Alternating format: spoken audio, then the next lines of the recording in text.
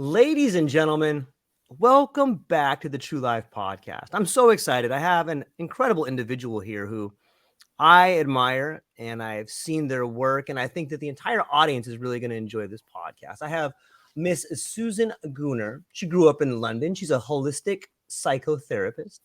She's the host of her own podcast, the Psychedelic Conversations Podcast, and she offers something called the Reset Program, which is like a microdosing program. And before we get into that, I just wanted to offer you an opportunity to maybe fill in any blanks that I may have left out there. Hi, George. Thank you so much for having me. It's such a pleasure to be here. Yes, that's accurate. So that's the kind of things that I do. Passionate about conversations, building communities, making friends, and also bringing as much education into this psychedelic renaissance that we're currently experiencing. That's the passion. Yeah, it's what an amazing time to be alive, right? There's so much happening, and it seems as if it's happening quicker and quicker, and the results are becoming more profound. Did you want to share maybe your story? Like how did you find yourself where you are today in the midst of talking to all these influential people and going out of your way to try and make people's lives better? I'm assuming you, at some point in time, you had to make your own life better. But how did you get here? Yeah, that's always my favorite question that I ask my guests as well. So, yeah, I'm always curious about how people find their way into the psychedelic sphere. So, I began studying psychology very early. I think we all are psychologists in our own ways, even if we don't know it. And then I started developing interest in, asking the bigger questions. And that came through a family member of mine when I spent most of my childhood, actually. And this individual happened to be really, really challenged mentally. That kind of put me on the trajectory on this path of like asking bigger questions. And then I started getting interested in psychology, wanting to study the traditional modalities. And through this journey, I developed more curiosity around, what is the body's role in healing, in transformation, in changing our perspective and mind. So all of that led me to somatic therapy. Then continued on my journey, just literally looking for out-of-the-box modalities to bring to people. Because through my observation, nobody was healing, nothing was changing, and people are just functioning, and they were just coping with their symptoms and managing. And I thought, there has to be something. We can't just be managing. There has to be something that could bring people the breakthrough. And around those times, I then stumbled upon psychedelic medicines. It's so interesting to see the Ariadne thread that seems to point the way out the maze for all of us. And when I talk to people, I find myself drawn to people that may have suffered similar or deep traumas. And that's one thing I've noticed about psychedelics, at least to a degree, is that it seems like the people that have been dramatically affected by trauma seem to gravitate towards higher doses or seem to gravitate towards something that's stronger. Have you noticed that in some of the people that you've spoken to? I have. And I'm always talking about the same subject. And, my understanding is it's not about the dose. It's never dose dependent. It is never dose dependent. We need other elements into the mix. It's not just about how much can we ingest or how much can we take.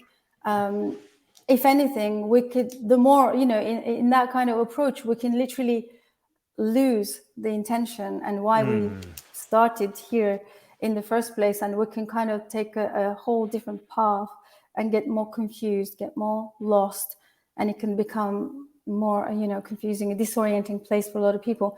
So it is never about the dose. It's all about the container. It's all about the conditions and being deliberate in our intention. Let me push back on that just a little bit. Like sometimes it's about the dose, right? Like if I take like a micro dose versus say like a large dose, maybe it's dose dependent on what it is. Maybe it's dose dependent on the conjunction with your intention. Because if there's some if there's this giant Gordian knot that you need to pull super hard to get the thing out of there, then like you may need a little bit more of the medicine, or you may need someone there with you. But on some level, it has to be about the dosage, or I don't know, maybe it doesn't. But do you think that what does dosage have to do with it? Yeah, so I love one of my favorite traumatologists, Dr. Basil Vanderkolk. I think a lot of people know about him. The body keeps the score. After listening to his sharing on a research they did among the veterans, I think it was, they put these, EEGs on their brain just to kind of measure their brain waves and what they are, going through in this high doses of psychedelic medicines. And what they've noticed is that their body started dumping high levels of their own chemicals to block the psychedelic substance. So as soon as obviously they created conditions, there were sounds, there was smell, that reminded them of their own, experience of trauma, and they all started blocking out. So our bodies can intelligently create our own chemicals and counter the whole thing. So there is that, and we see this again and again. I guess we can look at it through a trauma lens. People who have gone through really deep wounds and trauma, and they carry a lot of these, blocks and experiences, then surely there's another way of working. But then the average folk can take many different layers and doses. Of course, the experience will be different, but because my specific area is the trauma informed, so I'm always focused on that. Yeah, have you found that each individual is unique, and then that each individual may respond to a different dose, or maybe not only dose, but a different sort of combination of therapy, integration, and dose? It seems like while there may be a standard that works close for everybody, that each individual is calibrated to a certain set of parameters. Have you found that to be true? Yes and no. Okay. Yes and no. So I have my own ideas on that one. So George, for our listeners, I'm sure you have this incredible show that a lot of the people who came here talked about trauma, but let's just define what trauma is. For example, again, this is coming from Dr. Peter Levine. A lot of people are probably familiar, the somatic experiencing, the founder of the somatic experiencing. And he says trauma happens when there is no choice, lack of choice, and it's too overwhelming to the system, and which leads to disconnection from ourselves. So in that, if we look at that definition, I think a lot of us probably would agree they somewhere on their timeline experience similar experiences. And so when we look at this, and also we bring in the element of trauma being the relational result of a relational experience, stemming from very, very earlier on when we're impressionable kids. So if you look at all of these different elements, then the trauma-informed piece for me is very, very important. And when I bring it to any space, that is kind of my key element that I really focus. And trauma-informed piece is that we acknowledge that all of us, big T, small t, somewhere another way, we are trauma survivors, right? So having that sensitivity and having that acknowledgement, it creates an amazing container for the person to come in and do their work. And for me, the psychedelic medicine's always been secondary compared to what I can bring in first. For example, if trauma happens relationally, then we have to be super mindful of being the facilitator, the mediator. The facilitator is the key person, and then the container, and then the conditions that are created for this person to go through their own experience, and always comes back down to facing what really traumatized them in the first place. And that level of healing requires a lot of holding, a safe container, a connection, trust. And also the facilitator must kind of pick up all these cues, and there's a lot of nuances involved. And for me, it's always, psychedelic medicines are the secondary compared to what we can create deliberately. Yeah, that is really well said. It brings up a question that I find myself more and more thinking about is, what do you think is the relationship between healing and learning? Learning as in, Like how would you? they seem almost synonymous. Like at times, learning and healing seem interchangeable to me, even though both of those words are, if we define healing as a way to understand what happened to me and make peace with it, versus learning as we could define learning as maybe creating or understanding a new skill set that makes my life more functional. Like, so it seems to me that both of those words, healing and learning, are something that happen in the process of treating trauma. But I don't know, they seem similar to me, but on some levels they seem different. And I'm just wondering, as someone who works with people, do you treat those two things differently when you're working with someone? There are levels. Mm-hmm. So there are levels of what people need. For example, we have a category of people where they really, really struggle. There's a host of mental health illness, disorders. There's lots of mental health complications. So they require a specific approach. Let's talk about the just for the sake of the conversation, sort of generally. I think healing, transformation, learning, unlearning all happens at the same time, simultaneously. I mean, we can literally heal someone from trauma without even talking about it, through creating conscious containers. Somehow, our early experiences, for me, trauma or suppressed, survival energies, suppressed emotions, are just, part of our early life that we had no choice over. We had to develop these mechanisms, copings, defenses, to adapt our early environment, so that we can survive. And somehow this has disconnected us from nurturing healthy relationships. Like, we don't know what to do with. We don't have any grasp of what is a healthy relationship. Like, biggest challenge, right? This is like, among my friends who are therapists, like somatic therapists, we always have this inside joke, like, in order to heal, we need other bodies. We just can't do this alone. We need other people.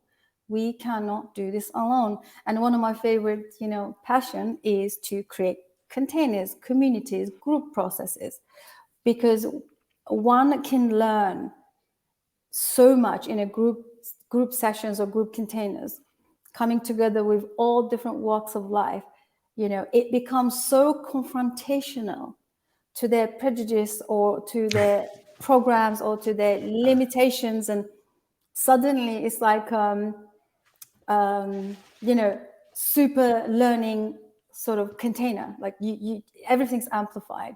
So literally can cut 10, 20 years of therapy. This is very powerful. You bring in everyone together, and this is a deliberate, conscious container.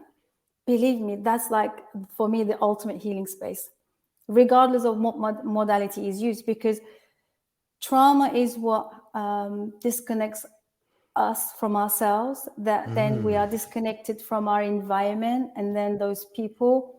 So then when we operate from that lack energy, I talk about the lack energy, which means when, again, template growing up, we don't have these healthy models and healthy templates that we couldn't just follow, copy, learn from. Therefore, it becomes like you are operating from this lack energy, which means unmet needs. So your needs weren't met. So then you develop these, there's,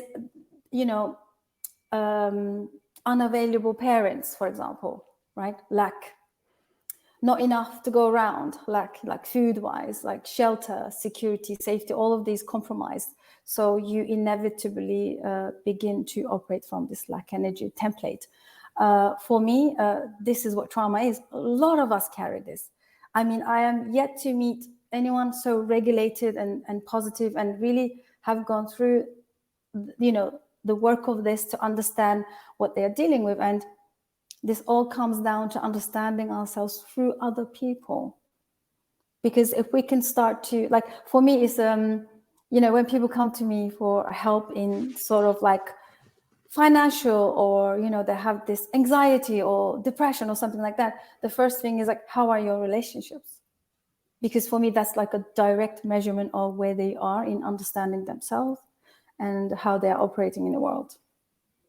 Wow, I love it. I once heard a story about a rabbi that had said something similar, and he had said, if you are you and I am I because you are you and you are you because I am I, then I am not I and you are not you. Like, we need each other in order to understand who we are. And if you look at Carl Jung's work, it's the same thing. Like, if you see people like a mirror, then you get a really good example of how you are interacting in the world. And I think it's beautiful. Can you define somatic healing for me? Yeah. So I just want to quickly say before we move on to that one. So, there are so many things out there now. So many people are reading stuff like, yes, the other person is your direct mirror. Like, for example, we have this concept of relationships, romantic relationships being a container. Have you ever heard of that model? I'm new to the container model, but I'm just kind of picking up on it. It sounds beautiful. Container means like an agreed space you go into with another, right? So, for example, romantic relationships, right? They are the best containers for self-growth. Do they have different shapes, the containers? Like, what a romantic? Yeah. Okay. Yeah, of course, because in that romantic relationship is where all of our templates play out. Everything we have learned, impulses, limitations, attachment disorders, everything gets to play out in that container of a relationship.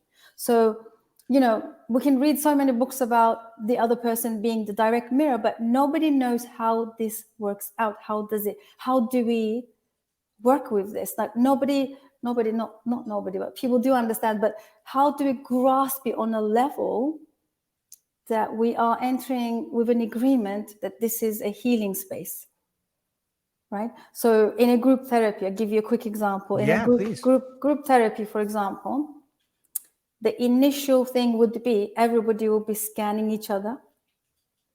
And then in their minds, they're already making judgments, criticism, judging someone's hair or the way they dress up or the way they sound and speak. And then eventually they will start judging their opinions, their comments, and then you'll have people clicking, meaning they kind of start to rescue each other. There's a lot of like support, but in a toxic way. And then it's like every sort of like unaware templates start to show up in the space. So we pay attention to that. So that's kind of like the powerful container we can create to learn from others. But what is it triggering within us? If I'm starting to judge you, your hair, your clothes, your opinions, then that's very much related to what I'm holding inside. So we need to really clarify. There's a lot of people, resent and they repent group containers.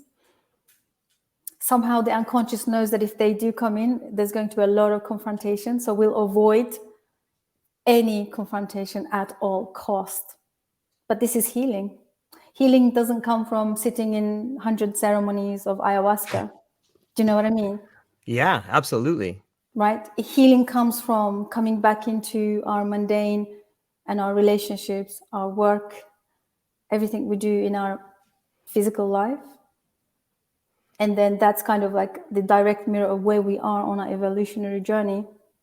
And, we can be the best navigator in the psychedelic space, but if our relationships are still struggling and we have all these other challenges that we just can't overcome, we just don't know where to, like, we have hit the wall, we're stuck, but we're just so great at these ceremonies, and we could literally drink, 5 days, on and nothing. Do you understand what I mean? It's like, Yeah. my passion is always like, can we now bring it home? What we can do there, can we bring it home? And we can tie it in with the somatic therapy.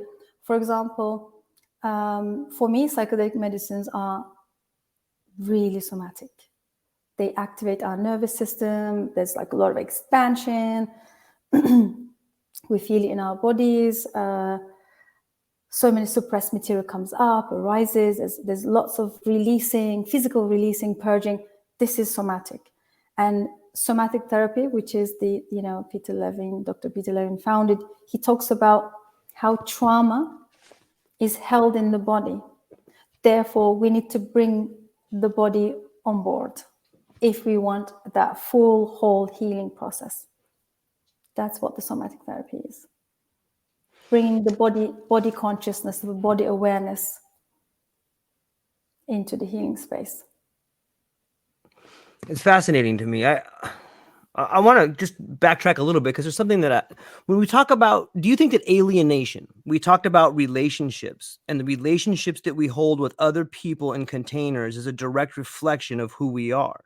And the question to me comes up is alienation, like if we're honest with ourselves, we probably all felt alienated at some point in time, or whether it's an accurate thing to feel or not.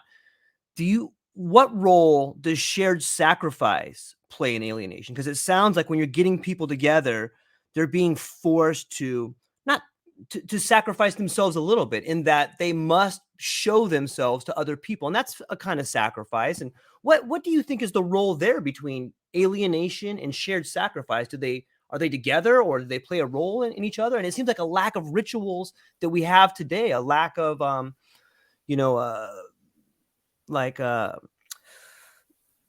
can't think of the word, like a quinceañera or a rite of passage. Like, there's so few rites of passage, and there's so few rituals that we do as a group anymore. That seems like it may lead to alienation. So what is the role there between alienation and shared sacrifice? If you think about alienation in early age, it's alienation, but you're still with others.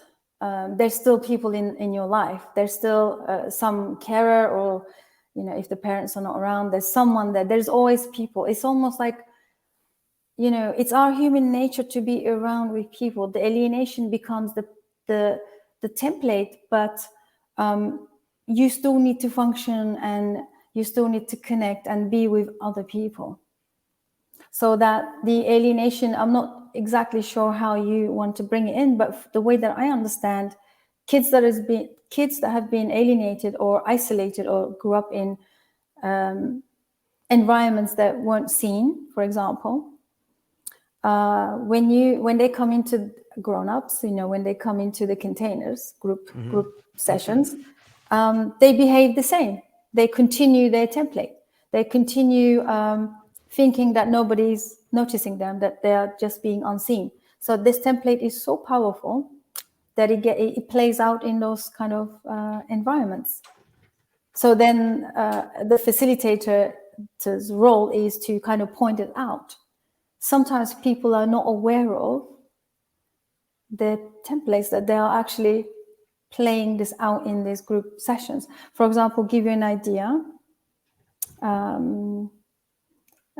For example, like when there was a circle, one of our participants said that, she don't belong there. Like, it was a female participant. Like, she just suddenly felt like she doesn't belong here.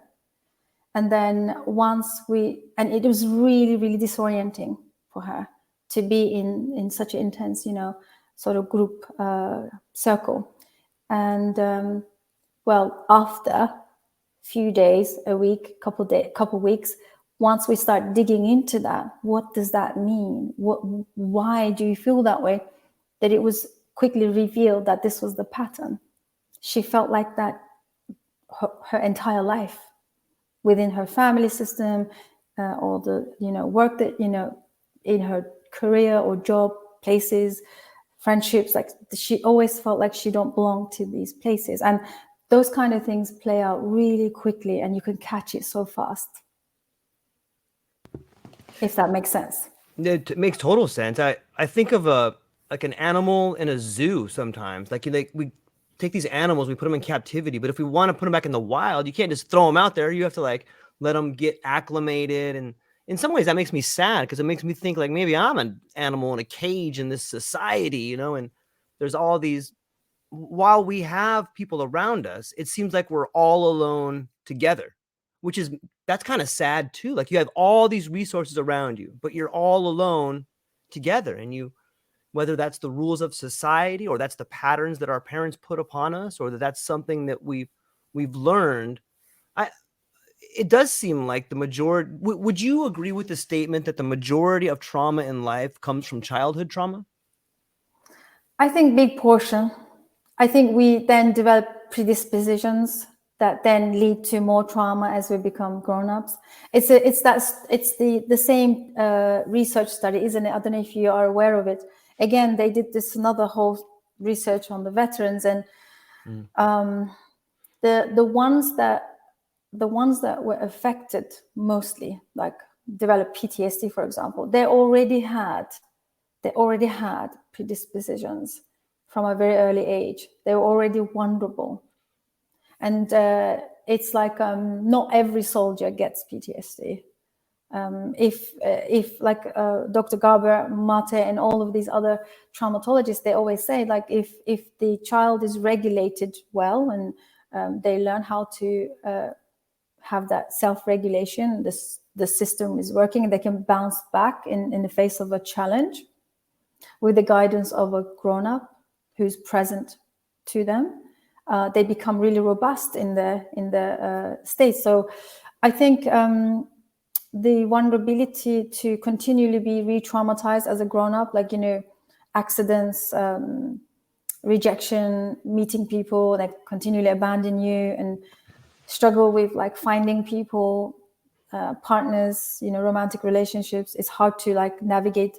That's like the most sensitive one. So all these things, I think, are the extension of what has been set as a foundation, fundamentally, from a very early age. I heard someone talk about this, actually. I can't remember his name, but he said, we assume what we consume. It's a very powerful. So even the assumption of like, I'm all alone in this world, right? Where does that come from? Like you said, you can be in a crowd of people and still feel alone. Yeah. I like that. If you see me doing so, I'm just writing stuff down. So I apologize for looking away. I'm usually writing down some notes. I like to go back and visit that.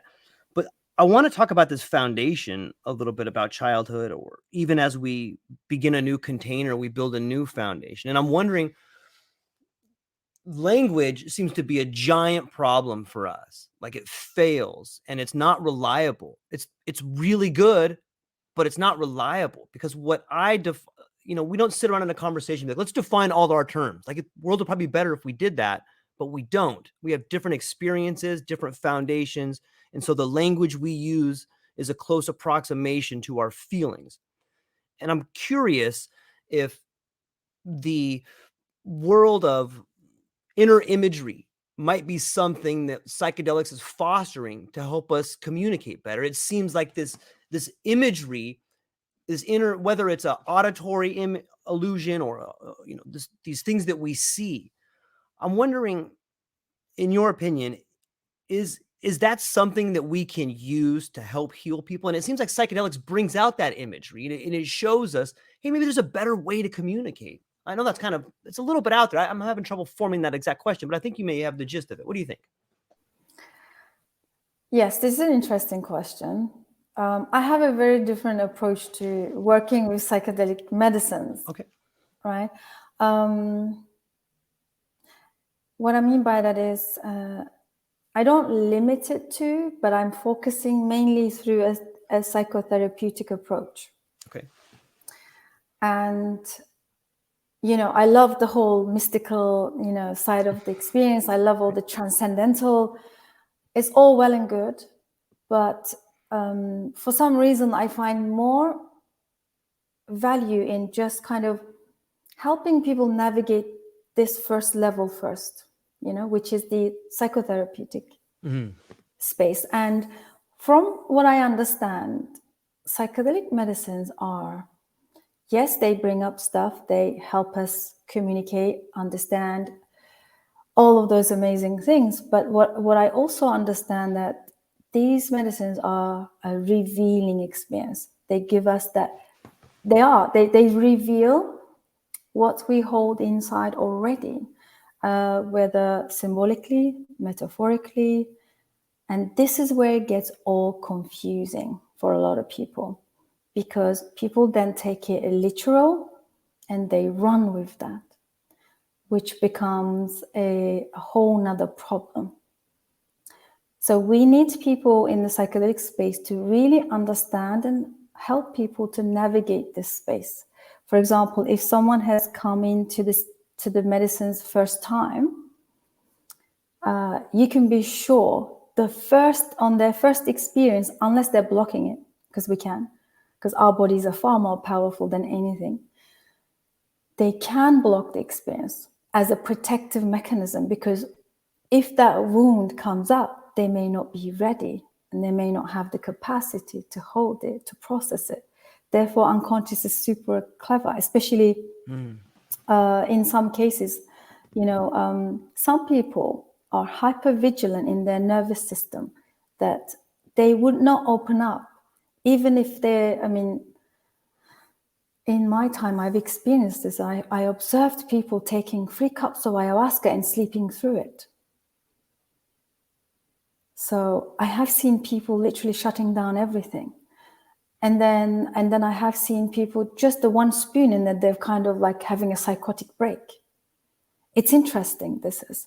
So obviously we don't know all of these answers, why and how, but what I understand is that I always think that the facilitator is very the key. And then the medicine is secondary. If people really want to come into the space and understand and learn about themselves, they really need someone who gets it, who understands and helps them to navigate and also interpret their experiences, because that's kind of where there's a fine line there. And if we can catch it, then you can literally put this person on a increased momentum of healing process or transformational process. For example, sometimes, people feel existential pain in these psychedelic experiences, right? One might say, of course, one might say, like, I remember one participant saying something like, wow, I'm just feeling the pain for the collective, like everyone in the world. I feel like I'm carrying their pain on me, like I'm carrying that. That's the level of pain I'm feeling right now. But if you think about it, George, a 2-year-old infant, when they feel pain, that's what they feel, like catastrophic levels of pain. So a grown-up can easily translate that or interpret that as, I'm feeling the pain of the collective, and bypass that this is their own suppressed pain. How do we know that's what a 2-year-old feels, though? Like, can you see that in brain patterns, or does that manifest itself in long-term adulthood trauma? But like, it seems kind of subjective to me. Like, how do we know? Like, I can understand an abandoned child is scarred forever. However, how do we put that into words? Like, how do we know that? Yeah, so there are so many people doing great studies and research. Sorry, I'm not so good with referencing names. There's a lady that she studied these infants, like age between, I think, 3 to 5. I think she says something like, children are on psychedelics anyway, like children are in that psychedelic state. Yeah, totally. So think about yourself in a psychedelic experience. Everything is online on a multi-dimension, like multi, everything, all the sensory, Yeah, sure. all online, right? You hear, you're hearing, you're seeing, you're feeling all at once, but they are amplified. Imagine that's how children feel and hear and observe and see and feel at that level. So when they feel pain, it's like end of the world for them. And if they have the rage, they rage. They have the tantrum. I mean, I'm sure you've seen them. They kind of literally go on the floor and roll around. Imagine that. So they express it. They express how intense they are. And they're very intense. Kids are very intense. They live their emotions. They express it so intensely. So these are kind of the cues and the clues. But there are so many researches have been done. There is a wonderful lady, Gül Dolan. I remember her name because she's very, very important in this study, in this research space. She was looking at the, psychedelic and autism, that kind of angle. She was studying a lot of stuff. And then she's the one that talked about the critical window, for example, and which is the hyponeuroplasticity. And her argument was that when grown-ups ingest psychedelic substances, in that experience, there is a time, an opening, which is, she calls it the critical window. In that space, everything gets amplified, the learning, the unlearning, the social connection, and everything. And she kind of associated that with the early model when kids learn at that fast level. Yeah, I can see that. So there are lots of research studies that can confirm. Again, we don't know for sure. We can just say that they are doing amazing work understanding this. Yeah, it's on some level. It seems to me. Do you see yourself as the medicine as much as the psychedelics are the medicine? Like when you talk about the facilitator and how important they are, on some level, you're acting as the medicine. Is that fair to say? Yes, you can say that. You can, or a mediator. Yeah. Mediator between. And also, so we need to also be really careful about bringing in the psychedelic medicine tools in the healing spaces. When this as well, a lot of people who are attracted to or drawn to psychedelic medicines because they have such deep wounds and there's a lot of trauma, or there's something there, so if someone is already feeling called to psychedelic medicines, that's kind of, for me, is an indicator that there is a sensitivity, that we need to be careful how we bring these people in, how we take care of them, how we help them integrate. What I mean by that is, for example, for me, again, I'm going to reference another psychotherapist. He says, in psychedelic spaces, people are so into ego dissolution, right? Ego death. Let's get rid of the ego, kill it, drag it out, whatever. But in the psychology space, we know that we cannot transcend something we haven't developed in the first place. So in order to transcend and kill the ego, we need to have a mature ego first. What I mean by that is, if we look at the people with deep trauma, they haven't developed their ego in order to dissolve it. So they have a very fragmented self-understanding, fragmented self-awareness.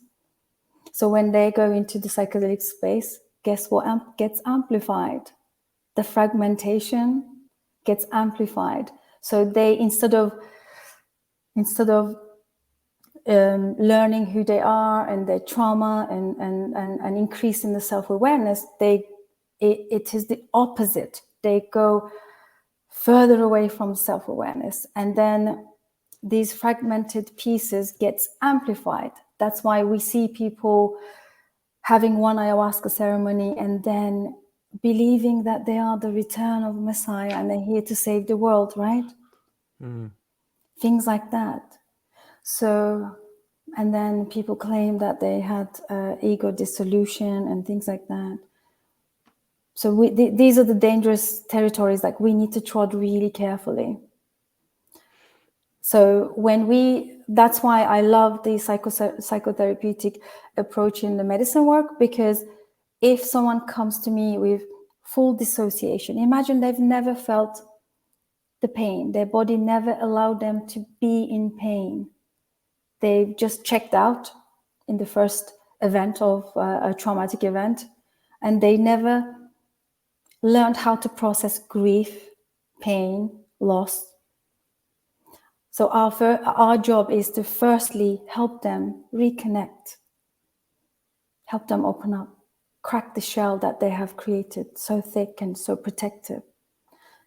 And then in the future, they can do whatever they want. They can kill their ego and do whatever they want. But initially, it's our responsibility to help them reconnect and have that self-awareness.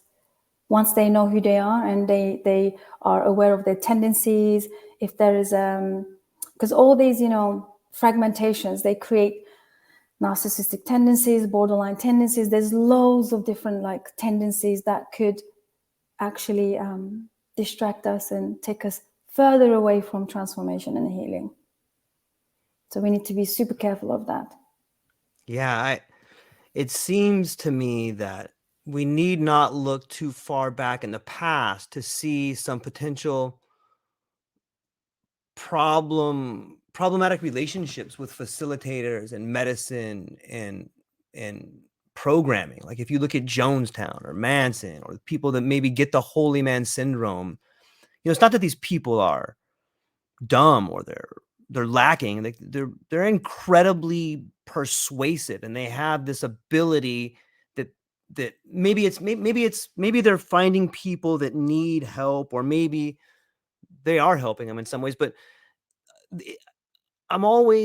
it is dangerous. It's a dangerous position to put yourself in. Even you as a facilitator, I gotta think that feeling the level of reward you get from helping people is addictive in its own nature. And how do you make yourself aware of that? Or are there things that you do to be like, hey, wait a minute, I'm helping, but I'm actually just trying to give these people back a narrative that they can work with? How do you navigate that space?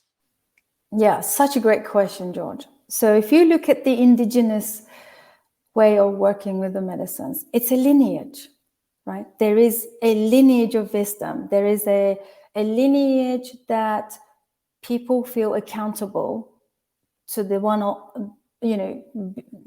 older, someone's older than them. It's a lineage. So for example, if you meet a family, like a medicine family in Amazon, I don't know if they still exist now, but in the past, because my foundational work was with a native from Peru, and she would tell us all these stories. Like, you would need to be an apprentice for so long.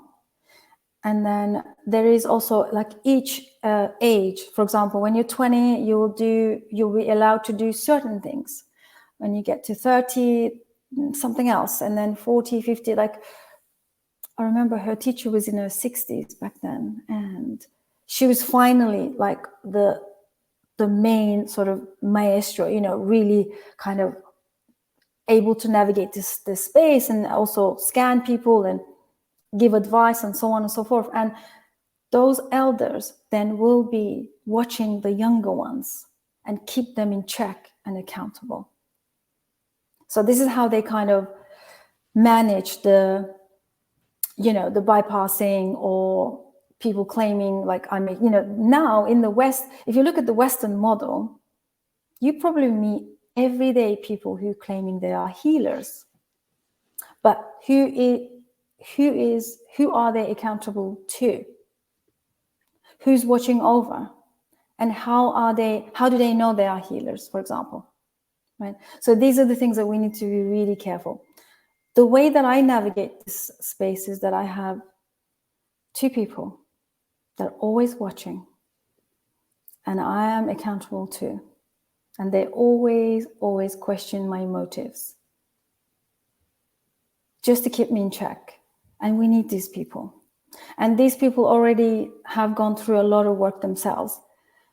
You know, they kind of understand this whole bypassing, projection, transference, like all of these things that we could bring when we help people. Like all of these things that play out insidiously. We're not even aware of it unconsciously. So we need other people to keep us accountable. And we need to continually, simultaneously do our own work. Always learning, always, being mindful of our own motives and our needs. I like that. That's really well said. I'm really glad you said that. I think it's a incredible insight, and especially in the way in which we seem to be moving nowadays. You know, when we monetize wellness, we begin to find ourselves on a really slippery slope. You know, we have people that probably are really good people and they care, but because of the way Western medicine is set up, and maybe even monotheism, or maybe even the culture we live in, you know, it's not always set up to heal people. It's set up to see people as a means to an end. And I think that in itself can be dangerous. That is one reason I'm excited to speak with you and other people and learn more about this space, is because I think that we have a real opportunity ahead of us to do some real healing with people. And what can you maybe help us think about some things that you're excited about, and maybe some pitfalls that you see that we should be trying to watch? Yes. So, one of the biggest one is the fact that apparently we need about 100,000 therapists trained real quick in the next 2 years. So now you tell me, and we're looking at, and these medicines have been part of cultures for thousands of years. They have, the only way they managed to navigate and incorporate them into life, into their lives, because they were able to create communities. People, like the whole concept of having elders in a community. Not in a hierarchical way that, these are better and the rest are not good. Not like that. I mean, people who carry wisdom, that are celebrated and respected. And they always given guidance. So imagine now we are ripping this model, and then we're going to put it into this Western model, as you said, to monetize it. Yeah. And then now we have this gap of like 100,000 therapists that needs to be trained up really fast. That's really scary because, like I said, for me, psychedelic medicines are always secondary. Initially, my work is about creating rapport, creating trust, building relationship with the person, bringing them in, creating conditions. There is a whole lot going on. There's a relationship building. People need to build a relationship before they can touch their trauma. Psychedelic medicines don't do that for us. It's the space, it's the it's the container, it's the setting, it's the intention that does this for us. So now, this whole process, if we compress it to one ceremony, there you go, there's your ceremony. Go and sit with the medicine and you'll be healed. Like, this is another pitfall. Because can we come back to our earlier conversation when I said before we can dissolve the ego, we need to build it. So if we're working with vulnerable people who have never had a choice, never had opportunity to develop themselves, never had autonomy, self-agency, never even could think for themselves. Imagine when they access such powerful substances. It could be a disaster because they overnight might feel limitless or the opposite, suicidal. Because I remember like one participant when she said, I am feeling the pain of the collective, like literally carrying it all on my shoulder. And I don't think I can do this. Like, just to give trigger warning to our listeners. she almost fell into the traps of the suicidal ideation because she just thought that she just couldn't carry this pain anymore for the collective, and this wasn't her job, and this is not her life, shouldn't be her life. So then she fell into the deep depressive states. So it can go the other way. People get amplified and ego gets stronger, and their needs for validation, recognition gets really amplified, and then they go off with medicines in their pockets and offering it to everyone. Right? Yeah, that's a great point. I don't think that particular issue is discussed enough.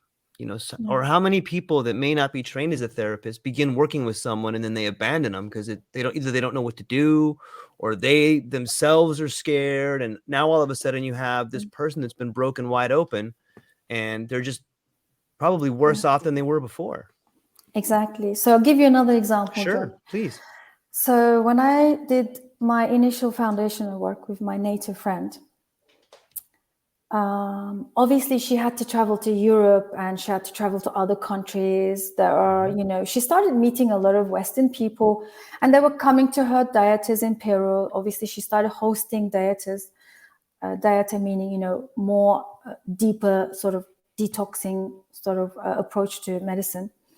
And I remember talking to her and I said, what is your biggest challenge working with the people from the West as opposed to your native, people that your native, your family, your people? She said, very different mindset, very, very different mindset. It's almost like they have a very strong set in their mindset where, one, they want a quick healing, like today. Can we get it done with? Like, can we just do it today? And then I can go home tomorrow. Like that kind of mindset. And then another one that she said was challenging. Like they don't understand the word trust. Like you need to trust your inner wisdom. And they were like, who? It is like unheard of. And then the relationship with the plant. Like relationship with the plant? You're kidding. Like what kind of relationship with the plants, right? So she very quickly, she realized that the Western people need a Western model. And that brings me to talking about the therapeutic model. I think going forward, we all need to be psychotherapeutically informed. Like we need to understand trauma. We need to be trauma informed, for example. In the West, children are being neglected.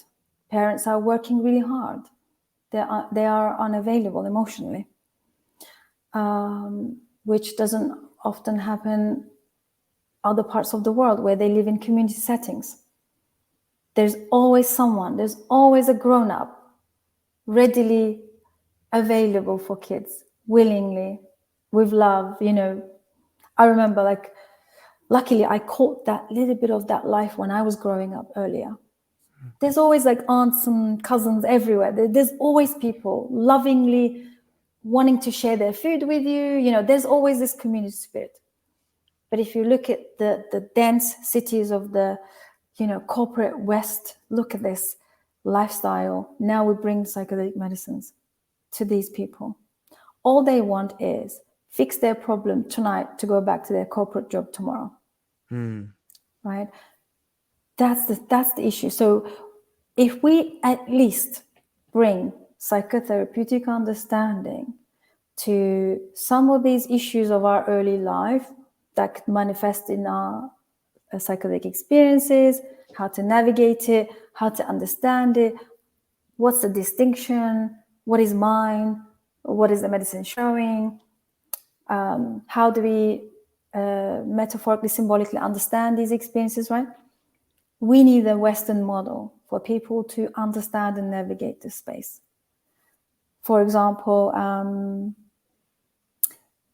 in medicine space, I know that suddenly, like the circles, for example, like, in Peru, there are malocas. You got like 20 people on mattresses, right? Guess what happens there? Everyone's in that experience within hours, suddenly your next door neighbor becomes representation of your unavailable mother. Suddenly the facilitator becomes the abuser of your in your past as a kid. Suddenly they become that representation of that person.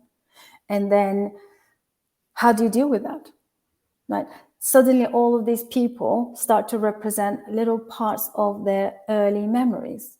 It's inevitable. It happens in these vulnerable spaces. So how does one navigate that? How does the facilitator understand it? When do you know, like when can you catch someone is acting out their early memories? Right? It's so evident if you just watch it. So there's a lot of education we need to bring psychotherapeutically, I believe. It's fascinating to me.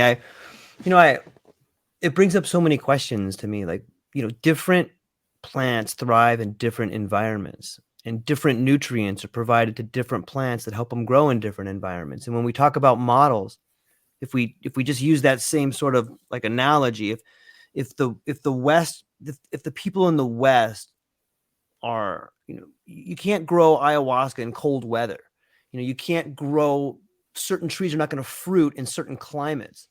And so, to what end is it worthwhile to try to export a therapy that does well in this one environment, but not over here in this environment? I mean, you could, like, if you have times, and you're doing a phenomenal job of helping people around you, but is it something that can be exported to the West? Maybe it can't be. Yeah, this is great. And I also had an amazing conversation on my podcast with Darren LeBaron. I think a lot of people know him. He's incredible. He said, each medicine is given to a specific region, like part of the planet, like Iboga being in Africa, and then, ayahuasca being in South America, and then mushrooms all over the world, for example, right? Sure. So he said something like, there are gatekeepers, there are gatekeepers that are, caring, and they are looking after and guarding these medicines. So I'm sure in the West, we can definitely access another medicine. Like, for example, mushrooms don't belong to a specific, they do, like Mexico, the Mazatecs, well known, documented. Sure. But if you look at it, they are everywhere. They grow in your backyard. They are everywhere. So maybe we can just work with what we have around us. I mean, if there's a calling to go to Peru to sit in an ayahuasca, please go. Yeah, please do it. If you trust the place, the organization, the facilitators, by all means. But I think for me, I'm very practical when it comes to psychedelic medicine work, because I come from this psychotherapeutic work. I always believe in, yes, there's room for exploration in consciousness, the mystical, the transpersonal. But I feel like I'm so narrowing down my attention right now to people need help so fast now, especially living in this post-pandemic world. Everything's just amplified. Anxiety, levels of anxiety, depression.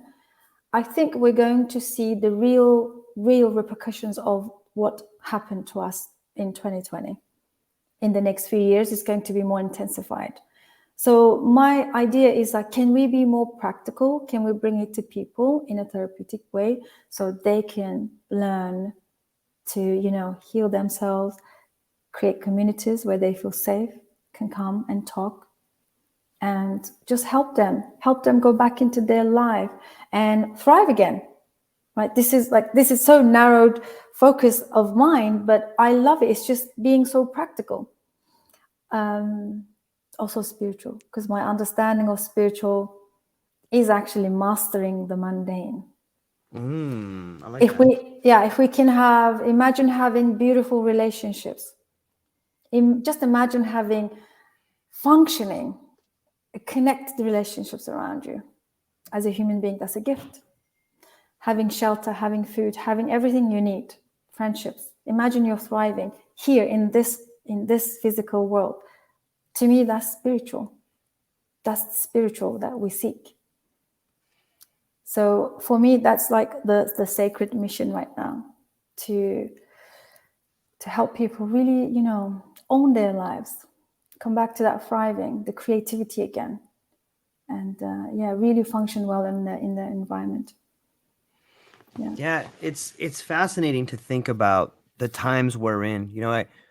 I I I had a really good conversation with Dr. Jessica Rochester, and she was talking about tests, and she was talking about the times we're in. Because you get tested your whole life. When you go to school, you get tested. You test the people in your life for relationships. Why wouldn't your spirituality be tested? Why wouldn't your ideas in this world be tested? And as I began thinking about that, I thought to myself of this pandemic that we've gone through, and I like the language you used about the narrowing, or like the things they kind of seem like they're closing in a little bit. And in some ways, it almost seems like the cycle of life, like it's like a rebirth. And just like a birth, they call it the miracle of birth because there's a real chance a child can die in birth. And it happens all the time, like a lot, it happens. And it kind of seems that that's where we are now, is in this place where we are struggling to be born as a new society. Like, and you can see the birth pangs all around us. People are struggling. Whereas people talking about nuclear war at a level that is pornographic in nature. And we see people in our own community that are all alone together, that are struggling, and you can see it on their faces. And so while I see the narrowing happening, when I talk to people like you, and I talk to a lot of really cool people, and I feel inspired to want to help my neighbor, to be the best that I can be, so that people around me can be better. Whether it's helping people reach Maslow's hierarchy of needs of food and shelter, but I see this narrowing as something positive, Susan. Like, I see us becoming better because we're being forced to be better, and I feel like there's this spiritual mother. It's like, listen, you dummies, time to get together and start making it better. I want all of you to line up, start helping each other. Otherwise, we're done. And I kind of feel like this narrowing is a hyper focus of us becoming better. And while struggling and while scary, I see it as a really positive point in our evolution as humans. Like, do you see that positive? Maybe it's the light at the end of the tunnel. Maybe it's the light at the end of the birth canal that we're looking at, and we should be scared, but do you see it as a positive time we're in? Yeah, I do. Of course I do. And if you look back into the history, there were times like this all the time. Yeah. So that's the only thing that I don't hold on to. Like, I'm not hanging on to the idea that this is it, like we're here and we have arrived. I believe this happened to humans all the time, many times. You probably know about Rumi, the mystic. Mystic from Persia, for example.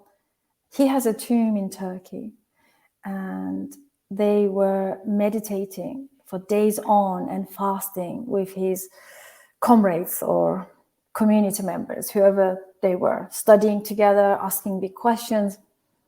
And they built rooms that the ceilings were halfway. Do you know why? No. So that they couldn't stand up in rooms, to humble them, so they can always. I'm serious. This is That's crazy. Beautiful. I know.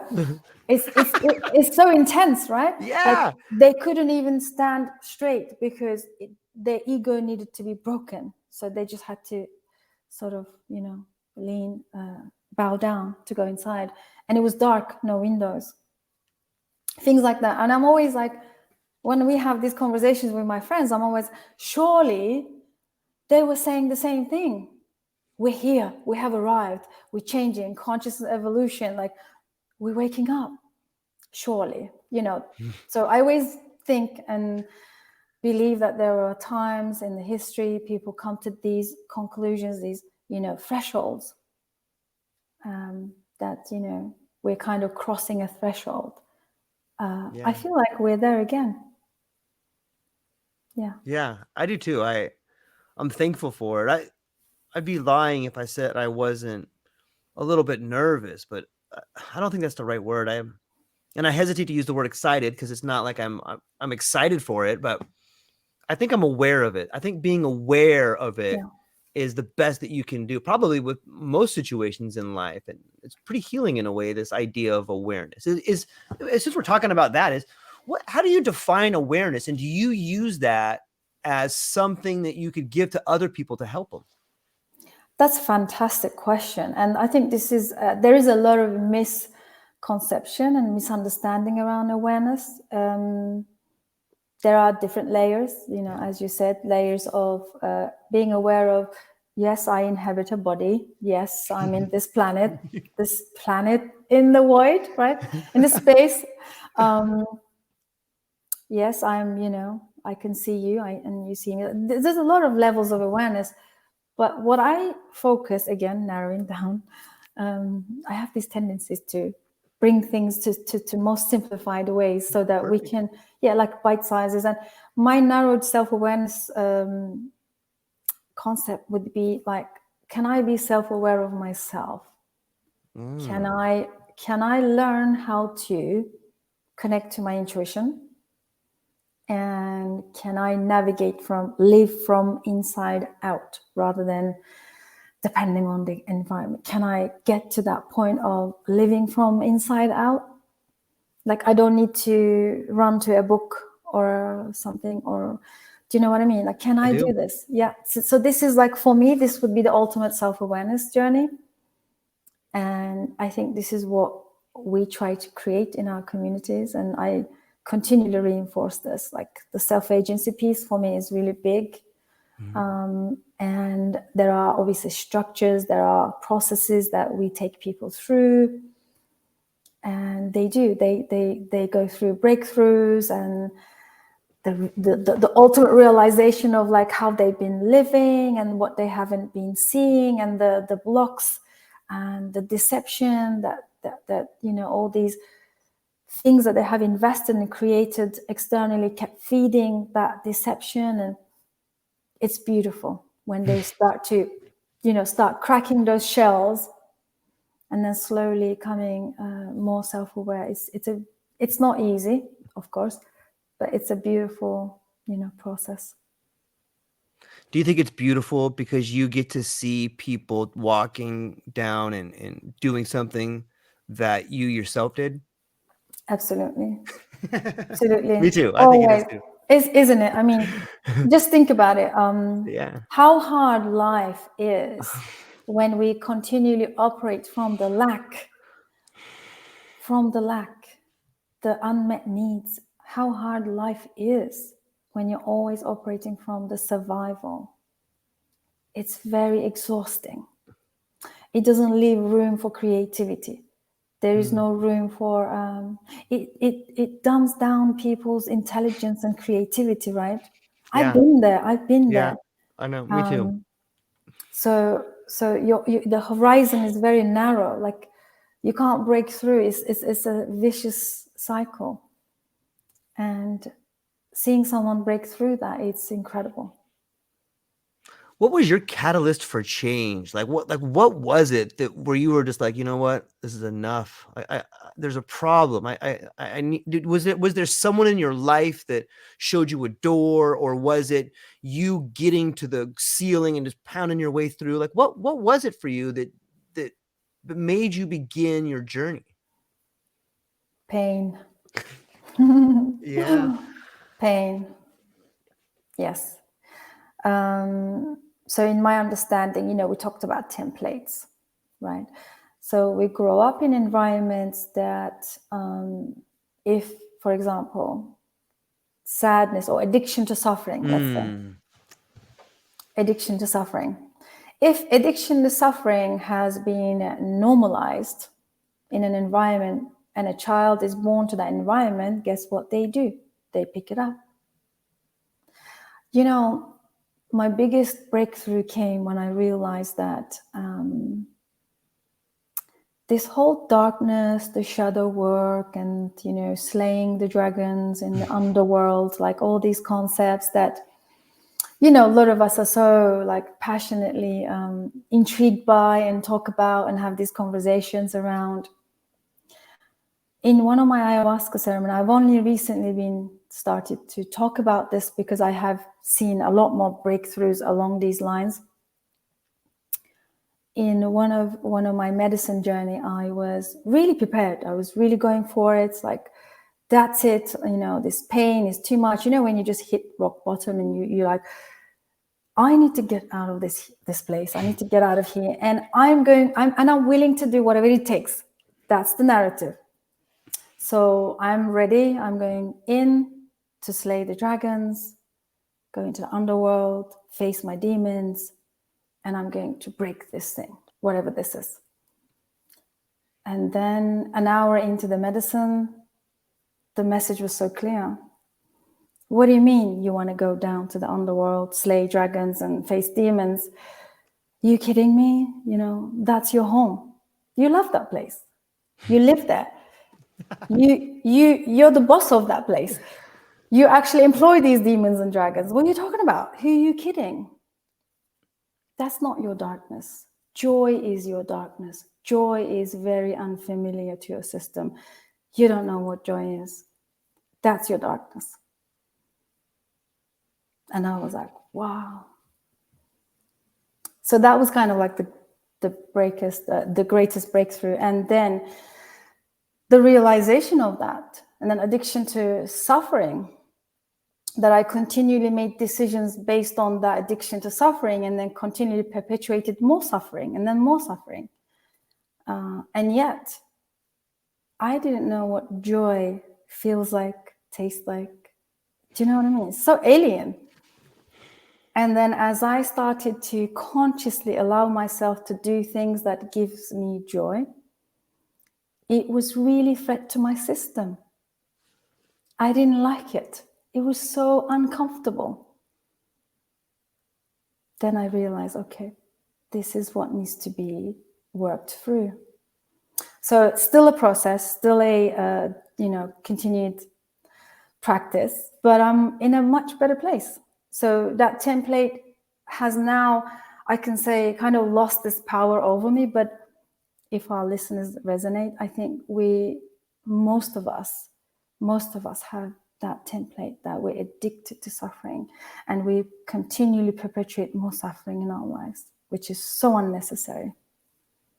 So that kind of my starting point coming into this work. And then one of my mission, or at least my intention, is to show people that, the association to the shadow work or the darkness or conquering this underworld is a false illusion. It is not. It's just another metaphorical way of perpetuating more suffering. It doesn't have to be. So we can work towards letting go of this template, and we can create more joy and learn how to be in joy. Little step by step every day, doing something different deliberately. It's a lifelong commitment. Yeah. Susan, you're lucky I don't have 4 more hours to talk to you, because I would talk to you for another 4 hours. I feel like our conversation is just now beginning. Well, I've loved it all, but I really feel like right now we're starting to get into some things that I want to talk more about. That being said, I gotta go. I gotta go to work and drive this truck around for a while and make some money for my family.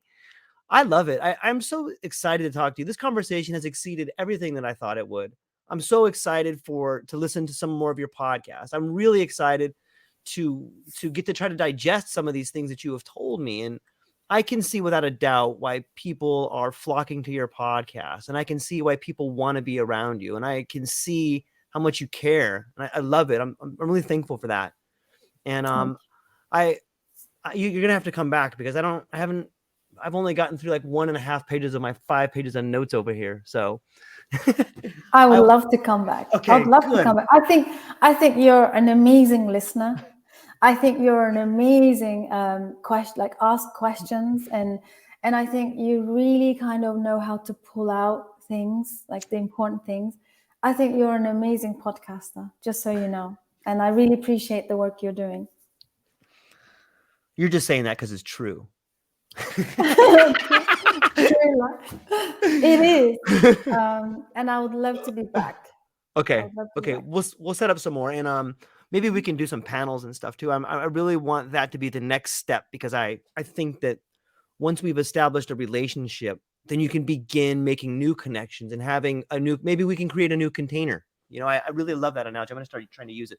That being said, before I let you go, where can people find you? What do you have coming up, and what are you excited about? Amazing. Yes. Thanks for asking. So my website is psychedelicconversations.com, and the podcast is Psychedelic Conversations. On YouTube, everywhere, all platforms. I'm kind of like everywhere. If they type my name, I'm like everywhere, literally on every single social media platform. I'm curious. I love connecting with people. They can connect with me. I'm quite responsive. I just love building these relationships and connections. So, like I said, I'm really curious. So I do like getting to know people. So what's exciting? I'll be traveling to US. That's exciting. Oh, nice. That is. Yeah, so I'll be attending the Psychedelic Summit in Colorado, end of June. And I'm really excited to meet those people that I have spoken on the podcast, to meet them in person. I know some of them will be there. And yes, and then we're taking some of our work to Netherlands. So good news, we are going to start hosting medicine circles in Netherlands from a psychotherapeutic angle. And then if people are interested, and yeah, there's so much in the pipeline, but there's, surely they can also subscribe to be informed. So I people in the chat, I would love to, I want to be better at this. Some people have mentioned some things in the chat, and maybe we have just a few minutes to go over. Do you have a few more minutes, maybe? Sure. Okay, thank you. So we have Molly Wallace, who is hearkening back to the beginning of our conversation. This is a very astute point. Learning is intellectual and healing is somatic. Do you have any thoughts on that? I love that. This is my wheelhouse. So one of the reasons that I love bringing in the psychedelic medicines as a tool is because they're so somatic. And it's almost like, our nervous system, which us as individual, we're containers, right? We have this chemical pharma, organic, and this is the container. And then we bring in the medicine. Guess what? It's like two friends. Hello. And they work amazingly. That's what I said earlier. Like, we can literally help heal trauma without talking about it through the power of body, the somatic. It's beautiful. Thank you, Molly, for listening and being part of our conversation. And let's see, who else do we got here? We have we have some really nice compliments. Susan is nice. How about this one? Thank you. She is right. Yes. So yeah, I thank you, Roos369, for coming in and being part of the chat, and Molly and everybody else who has made an observation or a comment in here. That's I am running low on time, and I really am thankful, Susan. I will reach out to you, and as soon as this is over, I'll shoot you a MP3 and MP4 with the raw files. Feel free to use them however you want to, and I will reach out with another email shortly. So that's what I got to. Ladies and gentlemen, thank you so much for being part of this, and I hope you enjoyed it as much as we did. And that's all we got for today, ladies and gentlemen. Aloha.